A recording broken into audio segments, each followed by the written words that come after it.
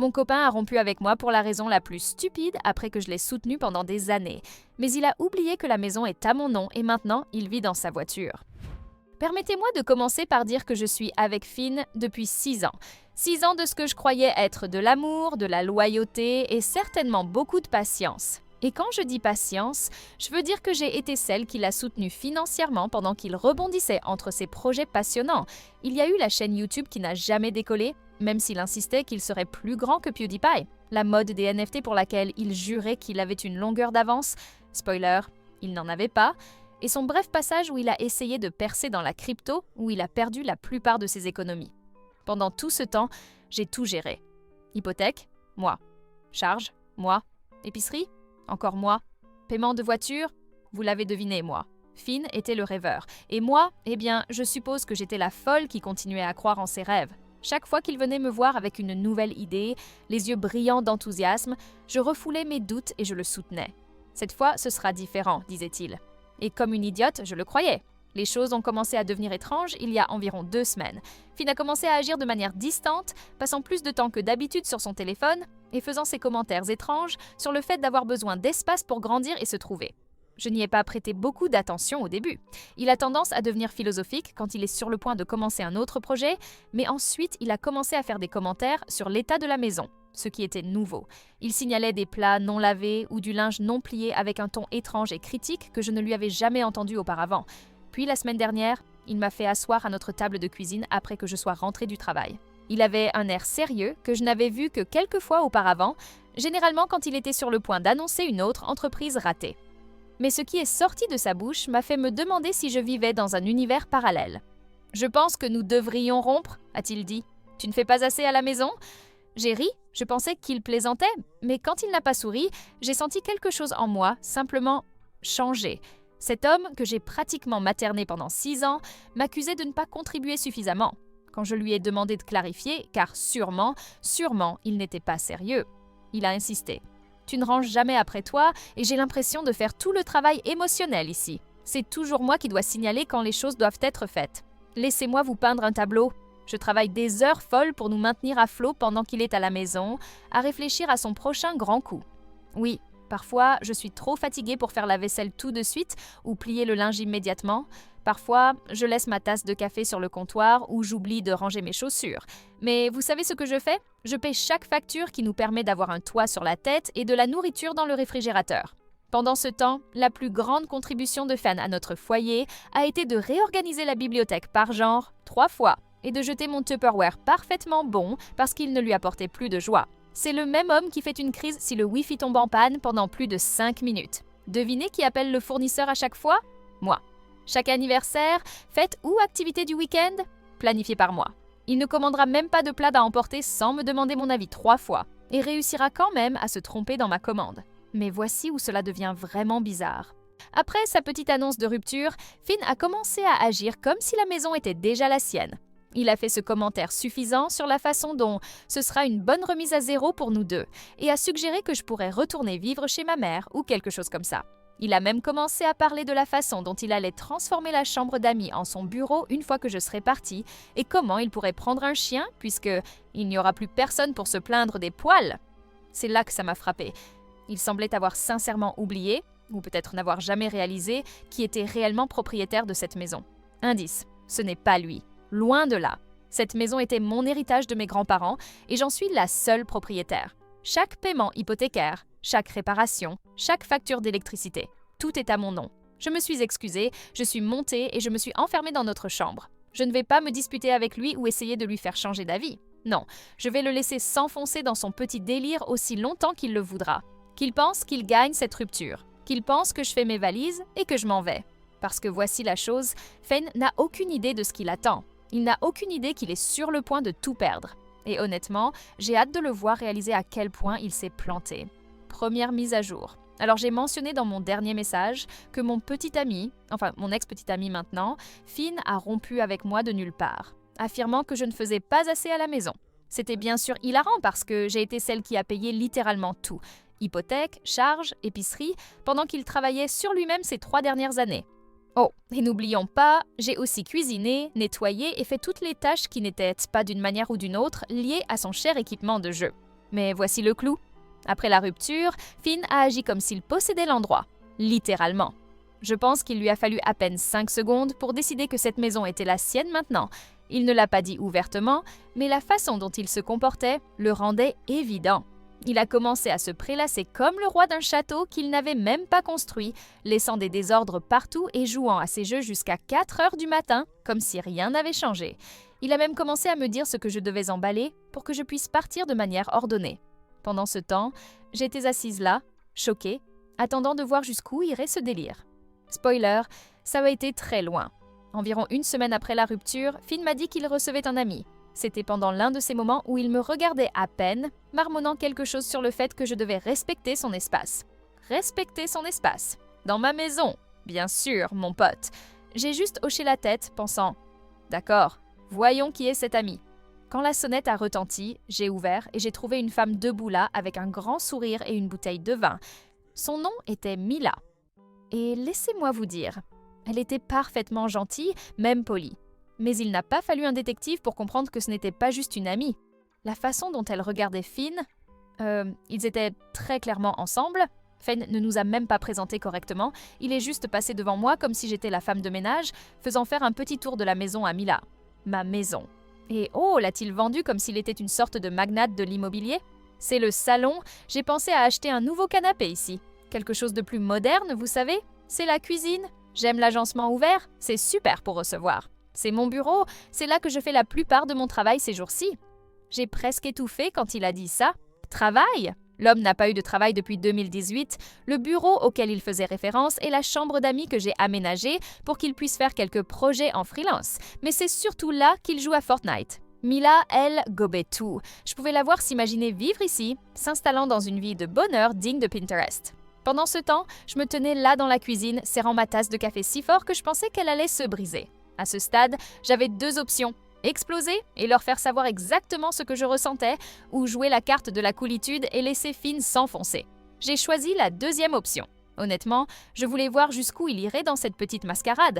Toute la soirée, Finn a agi comme s'il était déjà passé à autre chose et me permettait gracieusement de rester jusqu'à ce que je me reprenne en main. Il a même eu le culot de me prendre à part et de dire « Je pense qu'il est préférable que nous commencions à établir un calendrier pour ton départ ». Sans précipitation bien sûr, mais Mila et moi devons commencer à planifier. Planifier quoi? Une pendaison de crémaillère dans mon salon? J'ai juste souri et dit « Oh, ne vous inquiétez pas pour moi, je gère tout ». Vous auriez dû voir son visage. Si suffisant. Il pensait vraiment avoir gagné. Le lendemain matin, j'ai agi. Pendant que Finn dormait encore, j'ai appelé un serrurier et fait changer toutes les serrures. Le serrurier est entré et sorti en moins d'1 heure. Je l'ai payé, l'ai remercié et me suis assise avec une tasse de thé pour attendre. Quand Finn s'est finalement réveillé et est entré dans la cuisine comme s'il était chez lui, je lui ai dit avec désinvolture « Au fait, j'ai fait changer les serrures ce matin, tu devras prendre tes affaires et partir avant la fin de la journée. »« Vous les gars !»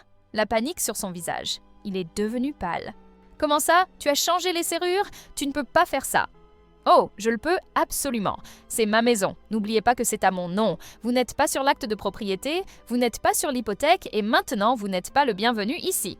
Il a essayé de discuter, il a essayé de plaider. À un moment donné, il a même essayé de me faire culpabiliser en disant « Je pensais que tu m'aimais, je pensais que nous construisions quelque chose ensemble. » Mila est venue pendant tout ça, s'attendant probablement à une autre soirée confortable avec son homme. Au lieu de ça, elle a pu assister à Finn qui faisait ses valises pendant que je me tenais là, les bras croisés, lui rappelant de ne pas oublier sa chaise de jeu. Elle avait l'air si confuse et n'arrêtait pas de demander « Attends, ce n'est pas ta maison ?»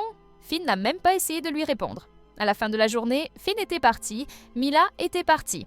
Je me suis versé un verre de vin, je me suis assise sur le canapé que Fan avait voulu remplacer et j'ai pensé à quel point j'avais failli tout perdre parce que j'avais été trop généreuse avec mon temps, mon argent et ma patience. Plus jamais. Oh, et au cas où quelqu'un se pose la question, Finn fait maintenant du canapé chez des amis. J'ai appris par une connaissance commune que Mila l'avait également largué une fois qu'elle avait réalisé qu'il était sans emploi, fauché et pratiquement sans abri. Le karma est une belle chose, n'est-ce pas? 2e mise à jour. Je pensais que c'était la fin, mais apparemment Finn n'avait pas encore fini de se ridiculiser. Quelques jours après le départ de Finn, j'ai reçu un appel de notre ami commun Caleb qui voulait prendre de mes nouvelles. J'ai senti à sa voix qu'il cherchait quelque chose. Alors je lui ai demandé directement « Finn, t'as envoyé ?» Caleb a hésité, mais a finalement craché le morceau. Il s'avère que Finn planifiait cette rupture depuis des mois. Il racontait à tout le monde, amis, connaissances, même sa famille, qu'il était sur le point de prendre possession de la maison et de commencer un nouveau chapitre. Il se présentait comme le petit ami qui avait enduré mes reproches pendant des années. Selon lui, la maison était pratiquement la sienne grâce à tout le travail qu'il avait mis pour en faire un foyer. J'ai dû interrompre Caleb à ce moment-là car j'ai failli m'étouffer de rire. Quel travail! L'homme faisait à peine sa propre lessive, sans parler de quoi que ce soit pour entretenir la maison.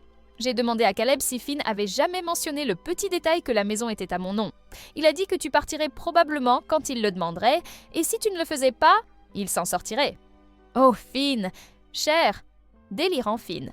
Apparemment, Finn était si confiant que je céderais et lui donnerais la maison qu'il s'est fait un petit tour de victoire avant la rupture. Il a dit aux gens qu'il était enfin libre de se concentrer sur sa vie et a même fait des plans pour organiser une pendaison de crémaillère. Encore, dans ma maison. L'audace.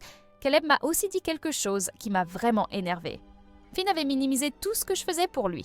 Il a dit aux gens que je payais à peine les factures et que c'était lui qui tenait tout ensemble. C'était le gars qui ne savait même pas combien coûtait l'hypothèque chaque mois. Les mensonges étaient si audacieux et bizarres que je n'ai pas pu m'empêcher de rire. J'ai remercié Caleb pour l'information et j'ai commencé à réfléchir à la façon dont je pourrais conclure cela d'une manière que Finn n'oublierait jamais. Au début, j'ai pensé à laisser tomber. Finn était parti, la maison était à moi et je pouvais enfin passer à autre chose. Mais ensuite, je me suis souvenu de toutes les saletés qu'il m'avait faites. Des années de manipulation émotionnelle, de parasitisme financier et maintenant cette campagne de diffamation ridicule. Non, je n'allais pas laisser passer ça. J'ai décidé de frapper Finn là où ça faisait le plus mal, son ego. D'abord, j'ai envoyé un message de groupe poli mais ferme à nos amis communs, clarifiant quelques points. La maison était à mon nom à 100%, Finn n'a jamais payé un centime pour l'hypothèque ou les factures. Toute affirmation selon laquelle il aurait construit notre vie ensemble était un pur mensonge. Je suis restée factuelle et dénuée d'émotions, mais je me suis assurée d'inclure des captures d'écran de nos anciens contrats de location et de nos factures de services publics à mon nom. J'ai même inclus une photo de l'acte de propriété avec seulement mon nom. Je n'allais pas le laisser tordre le récit. Deuxièmement, j'ai contacté une association caritative locale qui aide les gens à meubler leur maison. J'ai fait don de tous les objets inutiles de Finn, son vieux bureau, un canapé sur lequel il ne s'est jamais assis, et même la chaise de gamer qu'il avait laissée derrière lui dans sa précipitation à partir. Ils étaient ravis de les prendre et j'étais ravie de les voir partir. Enfin, j'ai décidé de faire savoir aux parents de Finn ce qui s'était réellement passé. Ils avaient toujours été gentils avec moi et j'avais l'impression qu'ils méritèrent de connaître la vérité. Je n'ai pas donné tous les détails, mais je leur en ai dit assez pour qu'il soit clair que le récit de Finn sur sa prétendue victime était une invention complète. Le message de groupe a explosé presque immédiatement. La plupart des gens ont été choqués mais solidaires, disant qu'ils n'avaient aucune idée que Finn racontait une histoire aussi ridicule. Quelques-uns de ses amis proches ont essayé de le défendre, disant qu'il traversait beaucoup de choses, mais j'ai vite mis fin à ça. Nous traversons tous des choses, ai-je dit, mais cela ne vous donne pas le droit de mentir et de voler. Finn, bien sûr, a découvert le message et m'a appelé furieux. Il m'a accusé de lui avoir gâché la vie et a dit que je n'avais aucun droit de laver notre linge sale en public. Je lui ai dit calmement qu'il le faisait lui-même depuis des mois. J'ai juste corrigé le tir, puis j'ai raccroché et je l'ai bloqué. Quant à ses parents, ils étaient horrifiés. Ils se sont excusés abondamment et ont dit qu'ils n'avaient aucune idée que Finn m'avait si maltraité. Sa mère a même proposé de me rembourser une partie des factures qu'il avait accumulées. Mais j'ai refusé. Je n'étais pas intéressée par l'argent, je voulais juste qu'il sache la vérité. La cerise sur le gâteau est arrivée quelques semaines plus tard lorsque j'ai croisé Mila dans un café. Elle s'est approchée de moi, clairement embarrassée, et s'est excusée d'être impliquée. Elle a dit que Finn lui avait menti sur tout, y compris sur le fait que la situation de la maison était mutuelle. Puis elle m'a raconté la chose la plus drôle que j'ai entendue de l'année. Finn vivait dans sa voiture. Apparemment, aucun de ses amis ne voulait le prendre en charge après avoir appris la vérité, et ses parents n'étaient pas intéressés par le fait de le tirer d'affaire non plus. Il avait brûlé trop de ponts, et maintenant il en récoltait les conséquences. Je ne souhaite pas l'itinérance à qui que ce soit, mais dans ce cas, je ne peux pas dire que je me sens trop mal. Il a fait son lit, ou dans ce cas, son siège arrière, et maintenant il doit s'y coucher. 3e mise à jour. Alors, vous vous souvenez comment j'ai mentionné que Finn n'avait pas fini d'essayer de récupérer sa maison ? Eh bien, prenez votre popcorn parce que cette histoire vient de devenir encore plus ridicule. La semaine dernière, je déjeunais avec ma sœur Nora quand elle a commencé à agir bizarrement. Elle n'arrêtait pas de regarder son téléphone et de me jeter des regards étranges, comme si elle voulait me dire quelque chose, mais ne savait pas comment. Finalement, je lui ai simplement demandé ce qui se passait. « Ne sois pas en colère », commença-t-elle, ce qui n'est jamais bon signe. « Mais Finn m'a contacté la semaine dernière. » J'ai failli cracher ma boisson. « Quoi ?» Il s'avère que Finn a raconté à qui voulait l'entendre que nous avions une sorte d'accord verbal concernant la maison. Selon lui, nous étions pratiquement mariés. Nous ne l'étions pas. Et il avait contribué de manière significative au foyer. Il ne l'avait pas fait. Mais voici le vrai problème. Il a demandé de l'argent à Nora, et pas qu'un peu. Il voulait de quoi se remettre sur pied et se battre pour ce qui lui revenait de droit. Et elle le lui a donné. Avant de prendre vos fourches, laissez-moi vous expliquer. Nora et moi avons toujours été proches, et c'est généralement la personne la plus intelligente que je connaisse. Mais Finn lui a apparemment raconté une histoire larmoyante, disant qu'il avait tout investi dans notre relation et qu'il était maintenant sans abri à cause de moi. Il lui a même montré des captures d'écran de certaines factures qu'il avait payées il y a des années, omettant commodément le fait qu'il les avait payées avec mon argent. Je me sentais mal pour lui, a admis Nora, l'air coupable. Il vivait dans sa voiture et il semblait si sûr de tout. Il a dit qu'il avait juste besoin d'assez pour recommencer.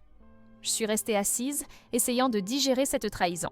« Combien lui as-tu donné ?»« 2000, a-t-elle marmonné dans son café. 2000 $. J'étais sur le point de m'énerver, mais Nora a alors sorti son téléphone et m'a montré leur conversation textuelle. En la lisant, j'ai réalisé quelque chose. Ma sœur était peut-être plus intelligente que je ne le pensais. Nora ne lui avait pas seulement donné l'argent, elle lui avait fait signer une reconnaissance de dette en bonne et due forme, avec des conditions de remboursement et des intérêts. Elle lui avait même fait mettre sa voiture en garantie. Quand je lui ai demandé pourquoi elle avait fait tout ce travail pour un petit prêt, elle a juste souri. « Parce que je savais qu'il mentait », a-t-elle dit. Je voulais la preuve de son désespoir.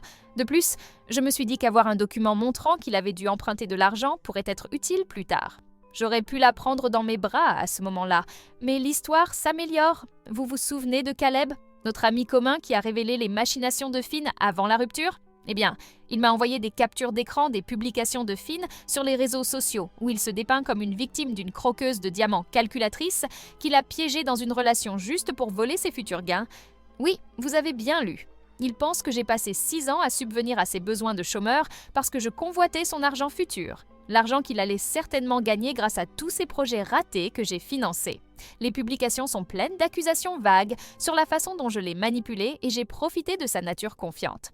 Selon la nouvelle version des événements de Finn, c'est lui qui m'a soutenue émotionnellement pendant que j'étais instable et incapable de maintenir des relations saines. Ceci de la part de l'homme qui a eu une crise de 3 heures parce que j'avais acheté la mauvaise marque de boisson énergisante. Mais voici où cela devient vraiment intéressant. Mon amie Zoé a gardé la trace de toutes les personnes que Finn a contactées et apparemment, il raconte différentes histoires à différentes personnes. Pour certains, il est la victime d'une ex-manipulatrice. Pour d'autres, il est un partenaire généreux qui a tout abandonné pour moi. Et pour quelques-uns, il prétend même que nous avions une sorte de partenariat commercial que j'ai trahi. Les histoires deviennent de plus en plus élaborées, aussi. La semaine dernière, il a dit à quelqu'un que j'avais promis de mettre son nom sur l'acte de propriété comme cadeau d'anniversaire, mais que j'avais ensuite changé d'avis par dépit. Plutôt créatif pour quelqu'un qui a une fois complètement oublié mon anniversaire parce qu'il était trop occupé à essayer de devenir un streamer Twitch. Hier, j'ai reçu une série de messages de plus en plus délirants de sa part, me disant qu'il allait me dénoncer à tous ceux que nous connaissons. Il menace de révéler tous mes secrets. Bien que je sois vraiment curieuse de savoir quels secrets il pense détenir, étant donné que c'est moi qui suis au courant de ses investissements ratés en crypto-monnaie et de cette fois où il a essayé de devenir photographe de chiens professionnel avec mon appareil photo. Je n'ai répondu à aucun de ces messages, mais je les ai tous enregistrés. Quelque chose me dit que ce n'est pas encore fini. Finn n'a jamais été doué pour accepter la réalité et maintenant qu'il a dépensé l'argent de Nora, probablement dans un autre projet pour devenir riche rapidement, je suis sûre qu'il prépare un nouveau plan pour essayer d'obtenir ce qu'il pense mériter. Dernière mise à jour. Donc, dimanche dernier, je faisais mes courses hebdomadaires quand j'ai littéralement croisé la mère de Finn au magasin. J'ai essayé de juste sourire et de passer mon chemin, mais elle a attrapé mon caddie et a dit « Nous devons parler ».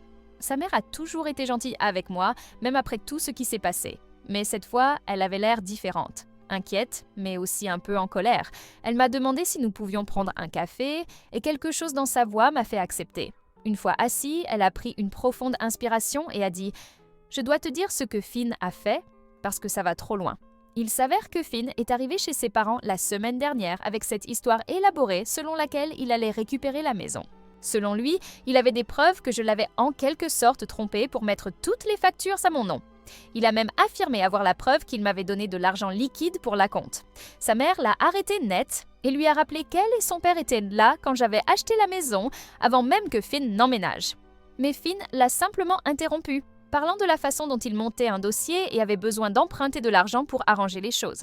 Lorsque ses parents ont refusé de lui donner de l'argent, il a complètement perdu les pédales, a commencé à lancer des accusations sur le fait qu'il n'avait jamais soutenu ses rêves et qu'il choisissait mon camp plutôt que celui de leur propre fils.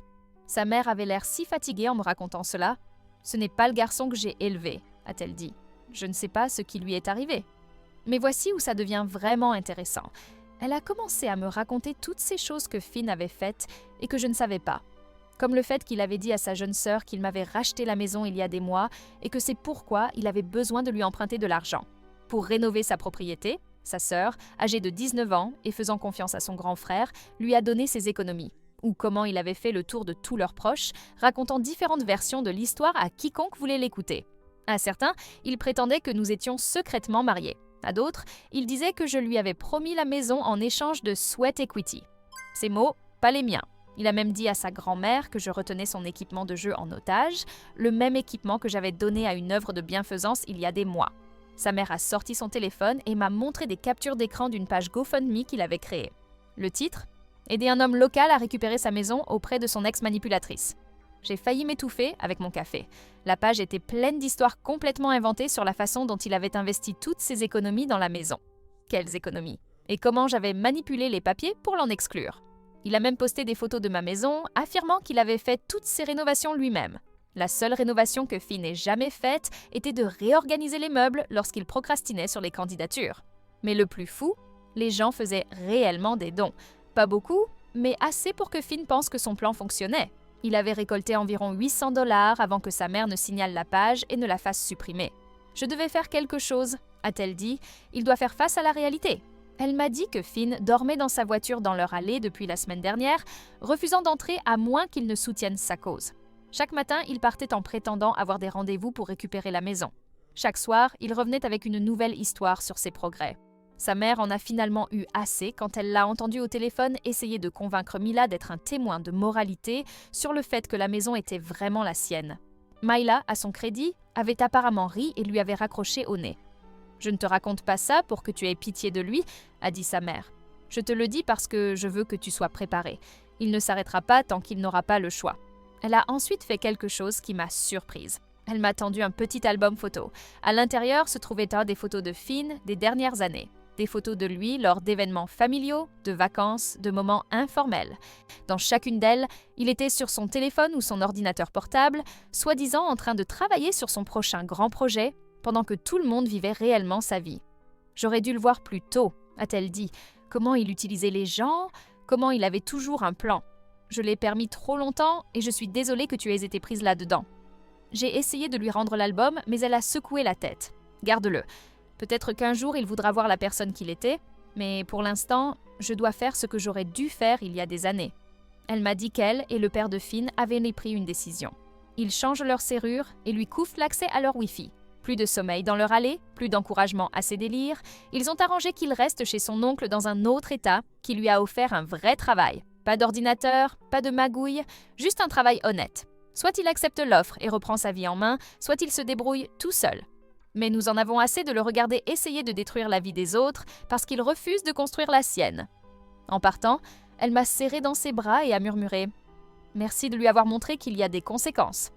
J'aurais juste aimé qu'il en tire des leçons. » Je l'ai regardé s'éloigner et j'ai ressenti un étrange mélange d'émotions. Un soulagement que sa propre famille le voit enfin pour ce qu'il est, une tristesse pour la personne qu'il aurait pu être.